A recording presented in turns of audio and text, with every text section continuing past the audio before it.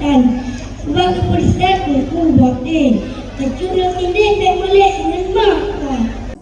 Syederalun, pergelaran Petsago Art Festival di Pidijaya resmi ditutup Kepala Bidang Bahasa dan Seni Disbudpar Aceh, Nurlaila Hamja SSMM, di lapangan Medan Merah Setia Kota Merdu pada Rabu 9 November 2022 malam.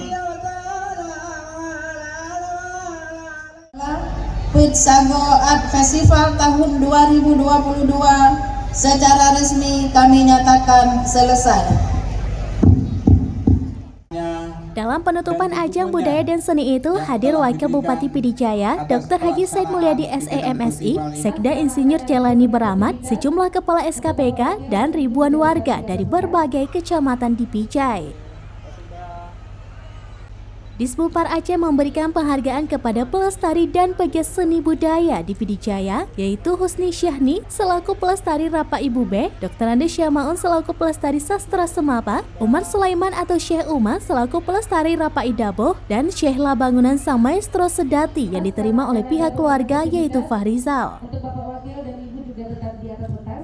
Menurut Nurlaila, pentas seni dan budaya ini secara langsung memberikan dampak dalam membangun dan melestarikan agama dan budaya yang kental dengan Islam.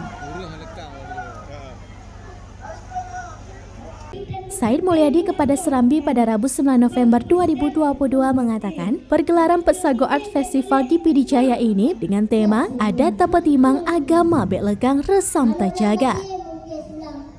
Sahbihi ajma'ina Allah sallallahu wasallam.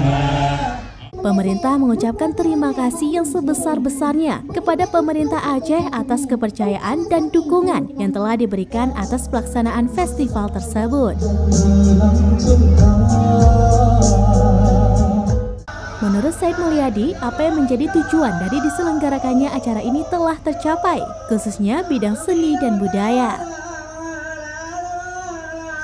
Di antaranya, pengenalan kembali nasyid, hikayat, dan kesenian-kesenian lokal, terutama kepada generasi muda.